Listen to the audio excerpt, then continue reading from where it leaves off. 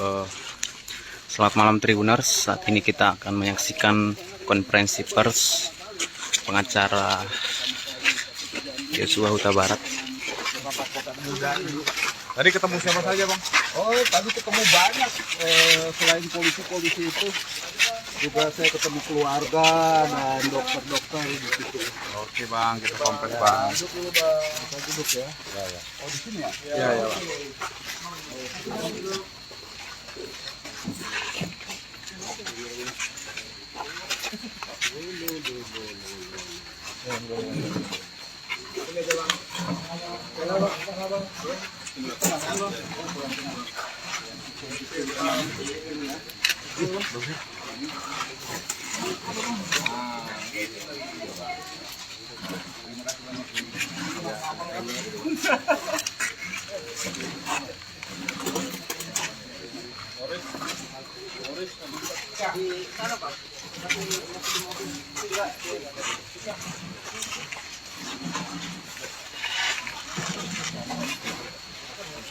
Duduk dulu, Bang. Enak duduk, Abang.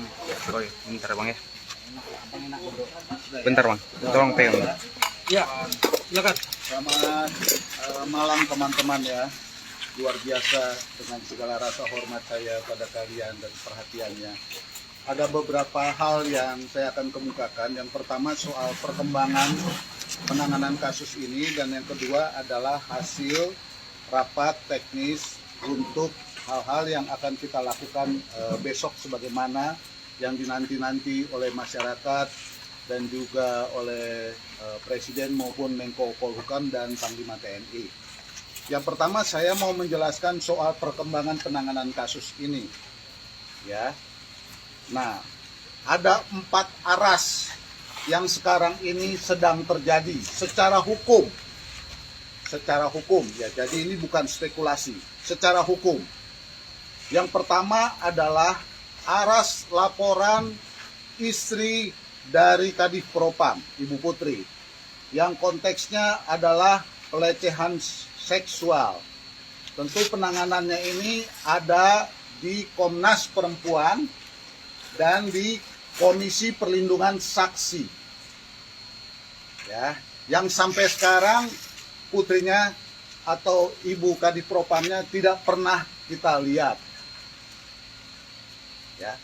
Yang kedua adalah laporan dari Freddy Sambo sebagai Kadif Propam yang berjalan di Polda Metro Jaya, yang konteksnya adalah sebagaimana pengumuman Karo Paminal yang lalu, mereka masih konsisten tembak-tembakan di rumah Duren 3.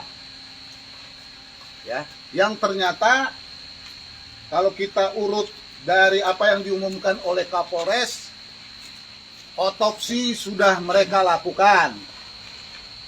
Visum katanya sudah mereka lakukan. Ya. Nah, tapi sampai sekarang kami dari kuasa hukum belum pernah melihatnya dan tidak pernah melihatnya. Yang kedua adalah saya sendiri bersama dengan tim turun langsung. Pada waktu diumumkan katanya ada prarekonstruksi, dan itu ternyata dilakukan malam dan juga pada pagi dan siangnya. Siangnya karena sudah diumumkan, saya juga baru tahu, saya langsung turun ke Duren 3. Dan ternyata setelah saya konfirmasi dengan teman-teman yang ada di situ, saya tidak boleh masuk, dia bilang, karena ini kewenangan penyidik. Nah, prarekonstruksi yang dilakukan ternyata dalam konteks tembak-menembak. Ya, konteksnya tembak-menembak. Jadi itu yang kedua. Yang ketiga adalah aras yang dilakukan oleh Mabes Polri, di mana kami sudah membuat laporan sebagai kuasa hukum. Kemudian dilakukan pemeriksaan pertama, jadi tidak ada gelar sebenarnya. Pemeriksaan pertama, mereka lengkap sekali itu di Mabes. Undangannya adalah undangan pelaporan pertama kami yang diterima oleh banyak sekali. Generalnya ada 11 lebih di situ. Pusdokes, cyber, Kadif Humas, Kompolnas di situ juga ada, dir pidana umum, kemudian Wakabareskrim pada waktu yang mengatakan bahwa kasusnya ditarik ke Mabes semua. Ya, kasusnya ditarik ke Mabes semua. Begitu. Itu yang dia katakan. Kemudian kami lanjutkan pada waktu itu pemeriksaan dalam konteks pelaporan dan penyelidikan sampai jam 2 pagi.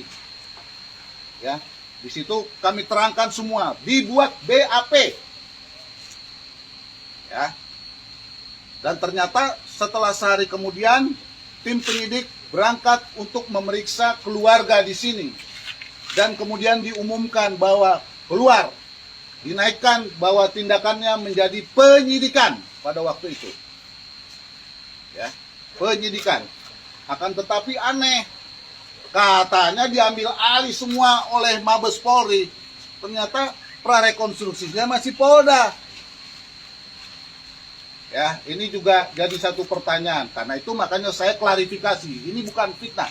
Saya sendiri yang turun dan penting untuk kita jelaskan semua di sini agar masyarakat menjadi jelas. Ya, agar menjadi jelas. Aras yang keempat adalah apa yang dilakukan oleh Komnas HAM. Ya. Komnas HAM mengambil inisiatif sendiri sesuai dengan mekanismenya yang katanya mereka melakukan pemantauan dan penyelidikan sesuai dengan undang-undang Komnas HAM. Ya. Konteksnya juga masih tembak-tembakan walaupun mereka juga sudah mendengarkan keluarga korban. Ya, dan mengklarifikasi itu. Dan kalian sudah dengar bagaimana pada hari ini mereka memeriksa para ajudan. Ya. Dan sudah diperiksa juga ternyata dokter yang melakukan otopsi pertama. Ya. Yang ternyata di dalam penjelasannya menimbulkan banyak pertanyaan-pertanyaan. Kami ini keluarga terutama orang Batak yang perantauan, kalau soal formalin itu bukan barang baru itu. Tapi baru kali ini kita dengar ada dokter yang mengatakan mau formalin itu bukan lagi cuma disuntik, tapi disayat. Ya, saya kira ini semua orang harus melihat ini. Saudara-saudara sekalian, dari 4 aras itu, 3 yang secara hukum yang tadi saya katakan pelaporan itu, ya, itu ujungnya harus dibawa ke pengadilan. Harus dibawa ke pengadilan.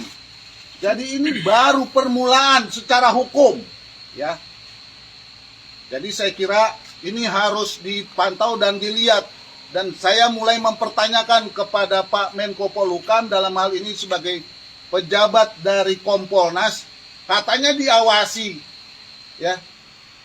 Rapat bersama dengan kami diambil alih, tapi ternyata Polda masih jalan. Mabes juga jalan sekarang ini seperti yang kalian lihat. Ini yang benar yang mana sebenarnya?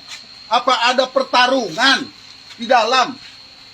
Karena merasa kedua-duanya punya wewenang. Karena itu saya mau mengingatkan kepada kalian semua, ya, tindakan menonaktifkan 3 pejabat dari mulai Kapolres, Karopaminal, dan Kadif Propam. Untuk Kadif Propam kalian harus perhatikan. Karena dia bukan hanya Kadif Propam, tapi dia ketua Satgas Merah Putih yang luar biasa. Ya, yang jaringannya juga luar biasa. Apakah kekuatan ini yang berkoordinasi dengan Kapolda yang kalian pernah viralkan dan gambarnya ketemu, itu ternyata bukan cuma elus kepala dan bertemu, bisa juga itu koordinasi. Itu tanda-tanda petunjuk bagaimana Polda juga tetap jalan. Ya, Kompolnas kalau begitu memperhatikan atau mengawasi apa? Ya, kalau ini dua-duanya jalan. Ya. Ini 4 ini perkembangan penanganan kasus ini yang terakhir. Ya, perkembangan mutakhirnya. Yang kedua, saya mau menjelaskan persiapan besok. Tadi keluarga dan dokter dan para penyidik serta pejabat-pejabat yang ada sudah rapat. Ya. Dan sudah dibentuk tim dokter untuk melakukan tindakannya besok. Ya. Dari RSCM ada, dari RSPAD ada, dan atas bantuan dari Panglima TNI, kemudian dari Angkatan Laut ada, kemudian dari Universitas Andalas ada, dari Universitas Udayana ada, dan dari dokter yang ada di rumah sakit ini ada juga. Masuk ke dalam tim yang akan melakukan pemeriksaan besok. Ya, ada 3 tahap, ada 3 proses penting yang besok akan dilakukan. Yang pertama tentu adalah pembongkaran kuburan. Ya, estimasinya tadi dia disepakati paling cepat pukul 7.30. Ya, pembongkaran mayat yang kita akan lakukan di kuburan. Ya. Yang kedua adalah tentu tindakan otopsi dan visum et repertumnya.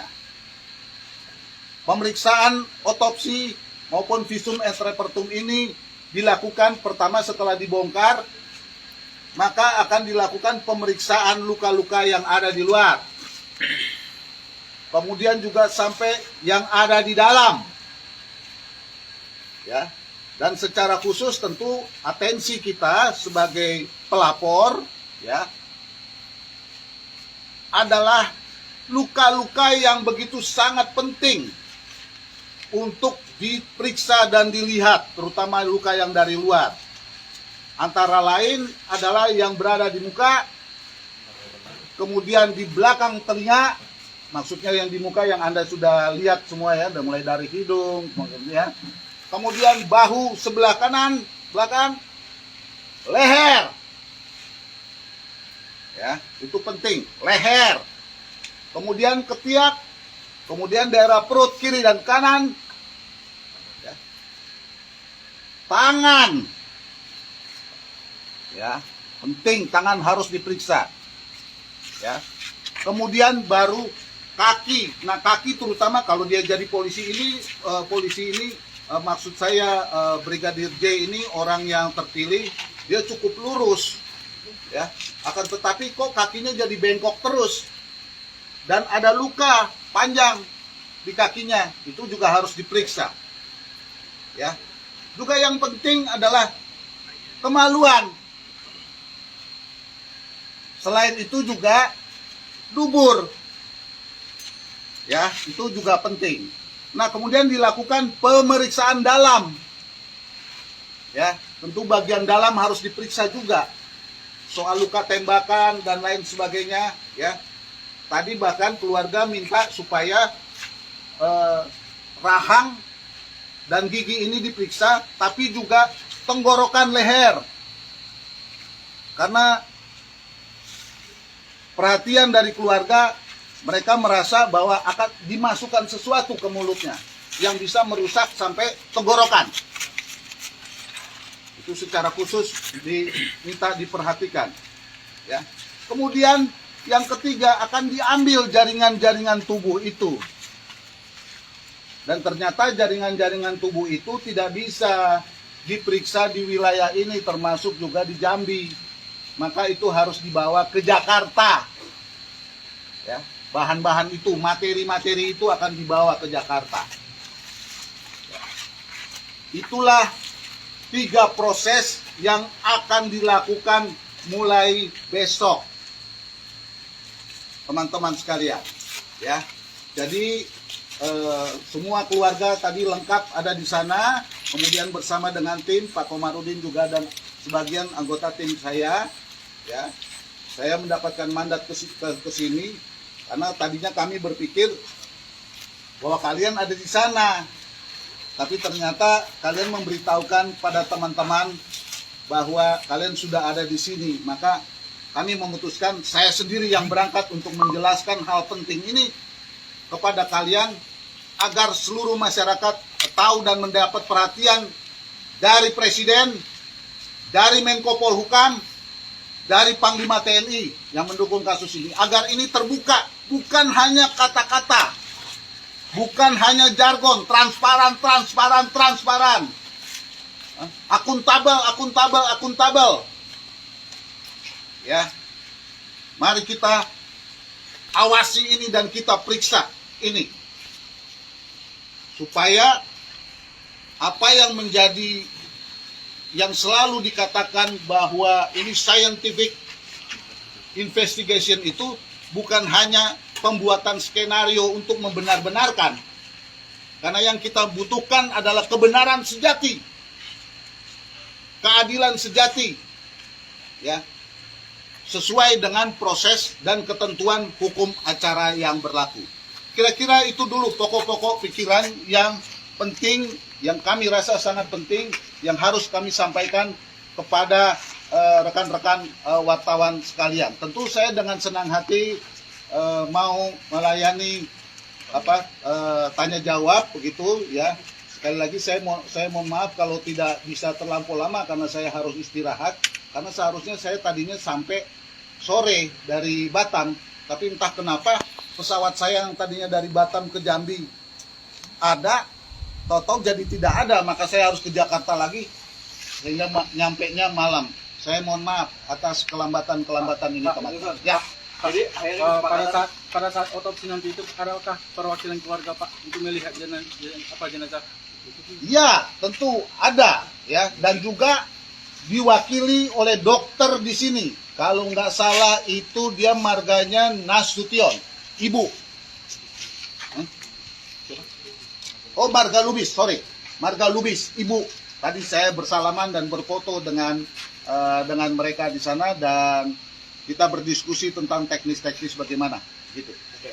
Sejauh mana pelibatan pihak keluarga tadi selain ada saksi ya? Apakah betul bahwa penggalian kubur itu juga akan dilakukan oleh pihak keluarga atau dari PBB? Lalu kemudian berapa orang yang nanti diperbolehkan untuk melihat secara langsung di dalam kamar jenazah itu tadi? Nah, pertanyaan pertama itu bagus. Semuanya harus transparan. Siapapun kita harus bisa melihat. Tentu akses utamanya adalah keluarga dan tim pengacara. Karena itu kan tadi ada 3 tahap. Kalau tahap yang pertama pertanyaan saudara adalah kita semua harus melihat. Tentu yang diinti adalah keluarga dan tim pengacara. Nah, yang kedua ini bermasalah. Maksud saya bermasalah transparansinya. Agak sulit kita. Karena dokter tadi berargumentasi kan itu harus dibedah.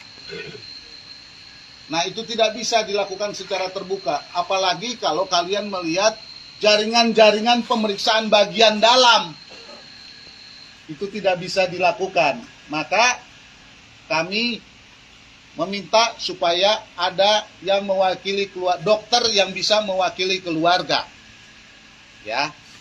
Itu tadi yang sempat bisa disepakati. Pak, ya. Seberapa yakin dari pihak pengacara bahwasanya tubuh korban kasayatan itu masih kelihatan karena ini sudah terlalu jauh kan dari proses pemakaman.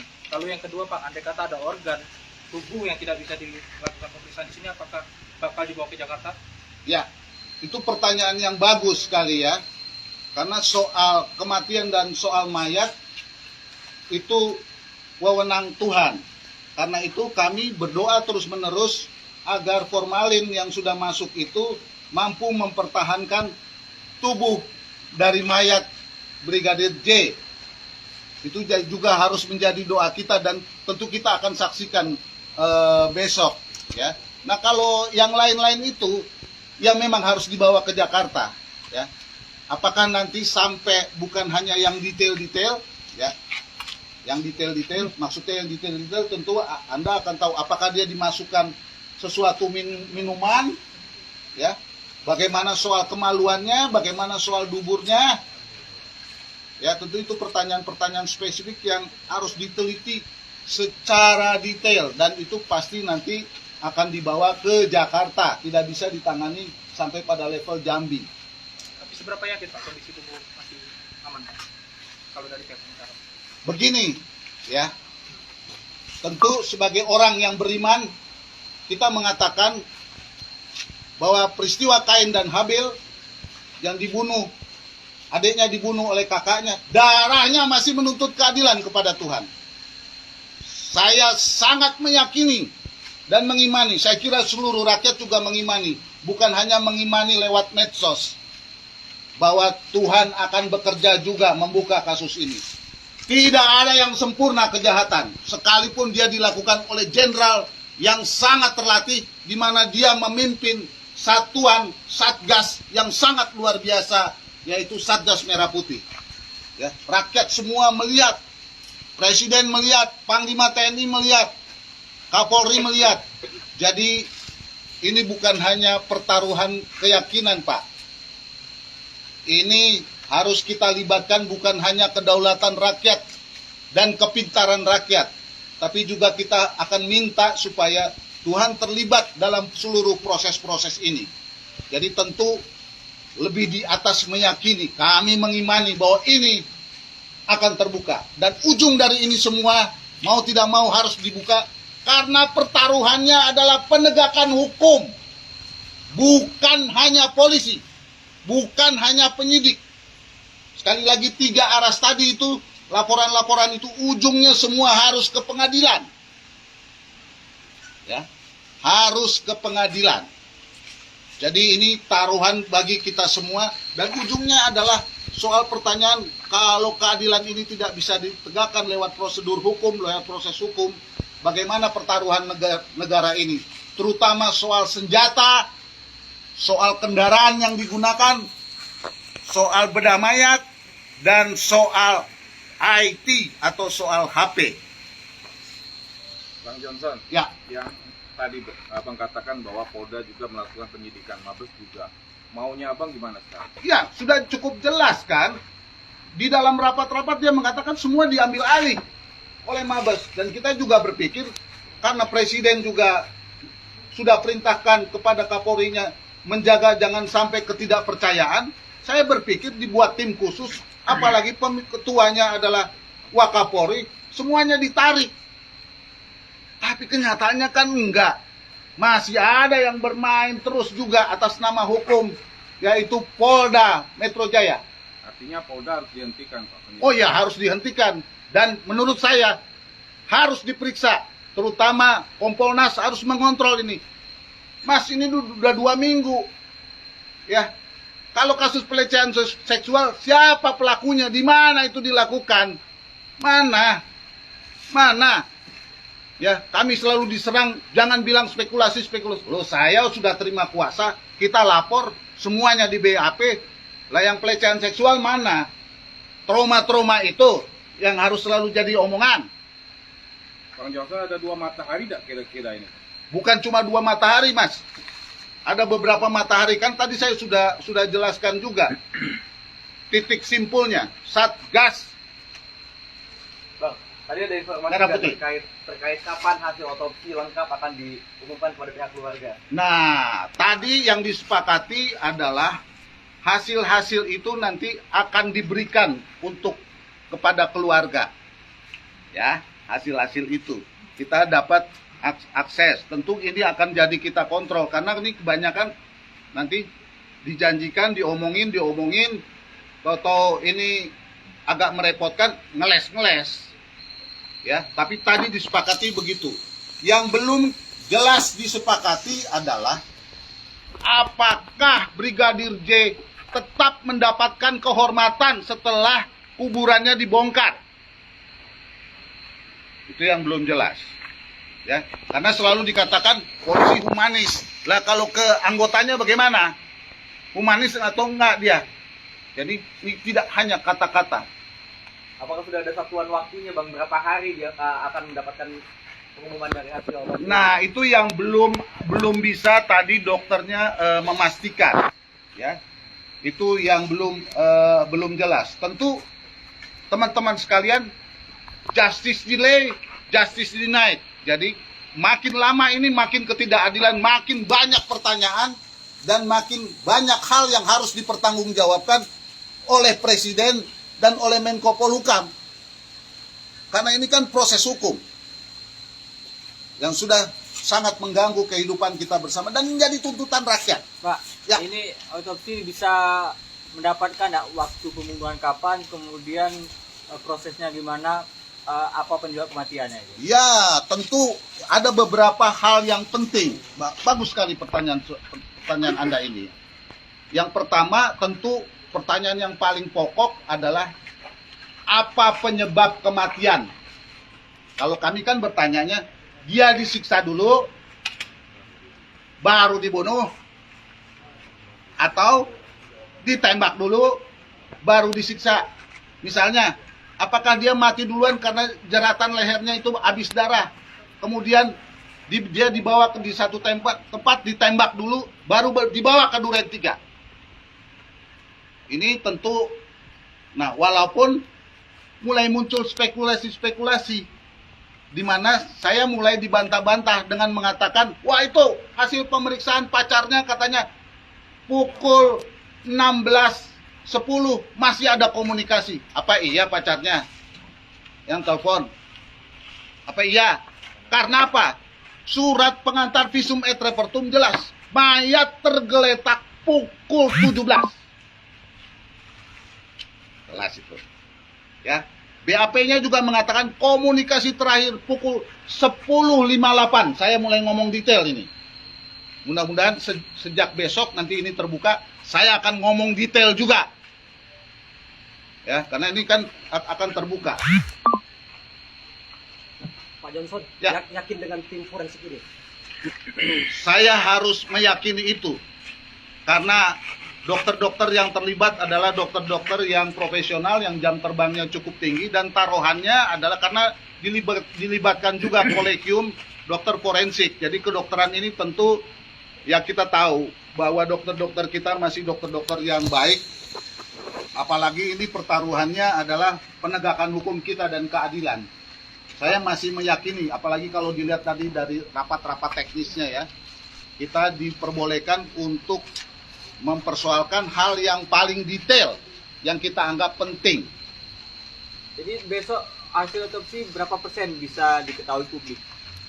Kalau hasil otopsi itu pertanyaan Ya. saudara ya, saya tidak bisa menjamin itu ya. Apa yang diumumkan oleh Karopaminal aja 13 hari yang lalu sampai sekarang aja nggak ada kejelasan dan masih diterus-teruskan. Misalnya, coba yang hasil Polda, kadang dia bilang sudah jadi tersangka, oh enggak, masih saksi. Ini institusi masih aja main-main begitu. Padahal presidennya udah bilang jaga itu kepercayaan. Tetap saja begini. Yang menjadi kesulitan Kapolri sendiri apa kalau pandangan Bang Johnson? Kontrol terhadap teknis, apakah itu benar diambil alih oleh ketua tim khusus itu. Itu tim khusus itu kan jenderal-jenderal, bos, berlapis. Ya, tapi juga ketua Satgas itu juga berlapis, bukan hanya Kadipropam, dia berlapis. Naik dia sampai ke atas. Bang Johnson. Ya. Kalau menurut Bang Johnson, Komnas HAM hari ini pemanggilan itu menurut Abang gimana? Ya, itu wewenang dari Komnas HAM. Mudah-mudahan Komnas HAM tetap menjaga marwahnya agar dia independen terus ya. Cuman nanti akan ada pertanyaan teknis, Mas. Karena ini kan pelanggaran HAM. Yang ini kan jelas pembunuhan dan penganiayaan berat Jungto pasal 55 bersama-sama. Yang ini adalah tembak-menembak ya. Yang ini pelecehan seksual. Nah, berkas yang ini bagaimana? Karena kan selalu aja pengumumannya katanya kita bersepakat share informasi. Apakah share informasi yang pro justisia berdasarkan hukum acara pidana bisa dicampur adukan dengan pro justisia yang pelanggaran HAM? Itu yang harus kita awasi. Ya, karena itu waktu prarekonstruksi saya tanya, Mas, konteksnya yang mana? Ternyata dia yang konteksnya yang tembak-menembak. Lah, saya bilang, lo kemarin kita bicara soal pembunuhan berencana dan penganiayaan. Kok sekarang ya ini kewenangan penyidik. Ya. Bang Johnson. Ya. Ini kan diumumkan dari pihak Polri bahwasanya pukul 17.00 Brigadir J dinyatakan meninggal. Nah, kami mendapatkan bahwasannya WhatsApp daripada Brigadir J itu terakhir diakses pukul 17.06. Nah, siapa yang apakah dia sendiri yang menggunakan WhatsApp-nya atau ada orang lain? Dan bagaimana sejauh ini Sebentar ya, posisi karena HP-nya? pertanyaan Anda sudah teknis, saya ngomong dulu yang hukum ya. Maksud saya yang hukum itu yang di BAP ya. Bukti kontak dengan ibunya 10.58. Ya, buktinya ada di BAP dan kita cek betul itu. Kemudian mayat ditemukan pukul 17, ya kan? Hasil pemeriksaan pacarnya katanya masih kontak 16.10. Nah, kalau Anda bertanya 17.10 itu 17.0 konteks yang mana? 17.06 WhatsApp dari Brigadir Yosua masih aktif. Itu terakhir dilihat WhatsApp-nya, Bang. Dari siapa itu? Siapa yang melihat? Saya juga baru tahu. Berarti sudah ada penyitaan dari WhatsApp-nya Brigadir J. Nah, Kapan itu disita? Karena mau menjadikan bukan, sebuah barang bukan. bukti Itu kan dari kalau kita melihat kontak WhatsApp-nya, itu kan kelihatan terakhir diakses, dilihat terakhir online kapan. Nah, terakhir online pada saat itu adalah pukul 17.06. Enggak, pertanyaan saya ini harus saya keluarkan pertanyaan hukum. Kan berarti Anda punya bukti WhatsApp Iya. itu 17.10 ya. Bukti itu dari mana? Kalau Anda tanya bukti saya akan keluarkan karena Nah, itu ada kan BAP. ada pada saat kami meliput kepada keluarga, dan itu ada percakapan keluarga mereka, Bang. Percakapan keluarga Di mereka. grup WhatsApp mereka. Maksudnya keluar antara Brigadir J dengan keluarga. Nah, mereka kan memiliki grup Iya. WhatsApp keluarga. Iya. Nah, di situ 13.02 masih membaca pesan yang ada di grup keluarga. Nggak ada. Saya berani tegas. Nggak ada. Oke, Bang, yang kedua, Bang, gini, Bang. Ini kan akan ada dua hasil otopsi, yang pertama dan kedua. Menarik. Nah, kedua hasil otopsi ini mau diapain ini, Bang? Dan mana yang mau dipakai ini gitu? Itu pertanyaan menarik. Saya juga tidak tahu, ya. Ketidaktahuan saya bagaimana? Yang pertama, Kapolres waktu konferensi pers, dia bilang, dia tunjukin aja map. Ini hasil otopsi sementara, nggak ada bahasa hukum otopsi sementara, Bos. Iya. Pertanyaannya diperbaiki. Apakah otopsi sementara yang sampai sekarang kita tidak lihat, terus akan ada otopsi ulang? Apakah ini akan ada peradilan hukum? Otopsi mana yang sah secara prosedur hukum? Kalau otopsi itu benar ada. Yang otopsi sementara yang diumumkan oleh Kapolres yang sudah dicopot itu. Pertanyaan berikutnya, dia dicopot gara-gara kesalahan pengumuman otopsi itu atau enggak? Itu juga. Nah, ini yang pertanyaan-pertanyaan menarik yang harus kita jawab secara teknis. Kita harus jaga supaya ini menjadi benar semua. Terima kasih, Bang. Oke? Terima kasih banyak ya. Selamat malam teman-teman. Sampai ketemu besok pagi. Enggak, aku tidur di sini. Terima kasih. Ya, nanti kita lihat. Di rumah sakit nanti malah ada kontroversi.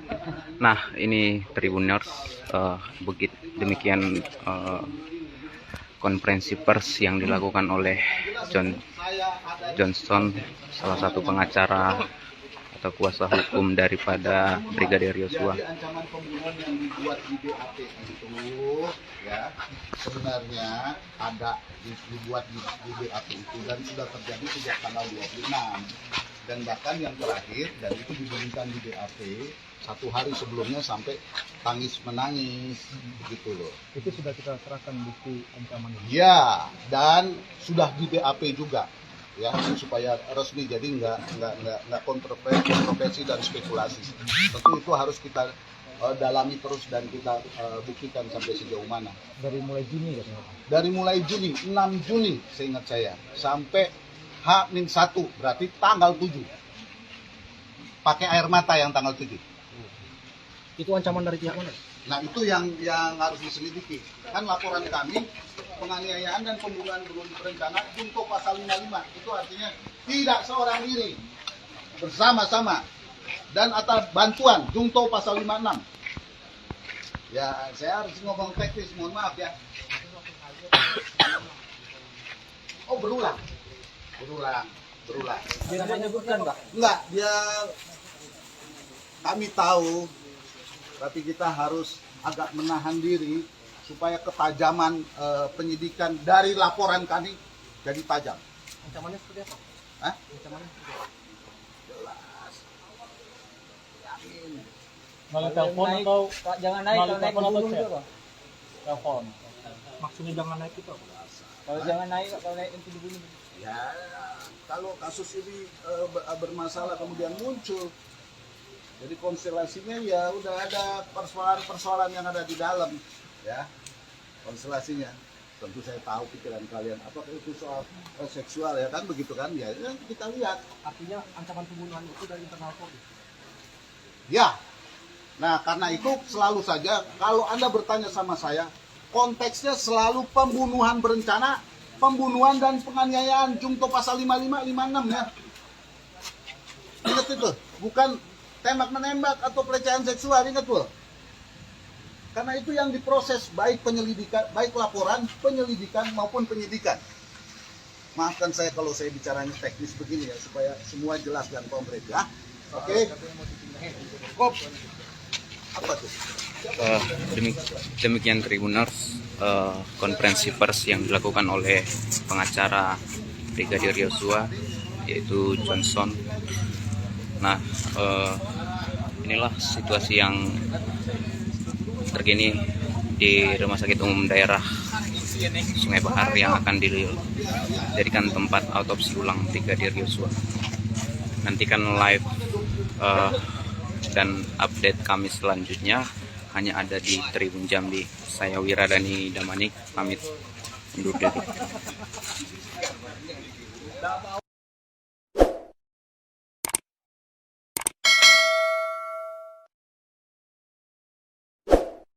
Jangan lupa subscribe ya.